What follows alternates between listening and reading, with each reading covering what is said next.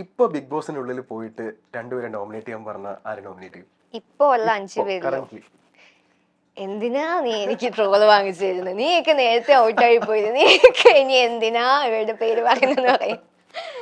അയ്യോ,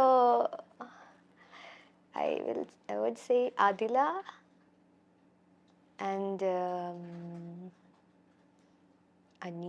അനീഷ് പറയില്ല. പിന്നെ ആരാ ഉള്ള? സബുമാൻ. Okay okay okay fine. അയ്യോ, സബുമാന്റെ കാര്യം മറന്നുപോയി. ഓക്കെ, ബിഗ് ബോസിൽ പോയതിനു ശേഷം പഠിച്ച ഒരു പാഠം എന്തായിരിക്കും? അല്ലെങ്കിൽ ബിഗ് ബോസ് പഠിപ്പിച്ച ഒരു പാഠം എന്തായിരിക്കും? പഠിപ്പിച്ച പാഠം ബിഗ് ബോസിൽ പോയപ്പോഴും പഠിച്ചില്ല, അതിൻ്റെ ഉള്ളിൽ നിന്നപ്പോഴും പഠിച്ചില്ല, പുറത്ത് വന്നിട്ടാണ് അത് പഠിച്ചത്. ഇത് പഠിച്ചിട്ട് പോണമായിരുന്നു എന്നെനിക്ക് തോന്നിയത്. അതായത്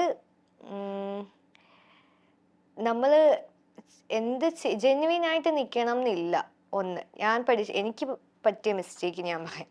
ജെന്യുവിനായിട്ട് നിന്നിട്ട് അതിൽ ഒന്നും സാധിച്ചെടുക്കാൻ നിങ്ങൾക്കില്ല.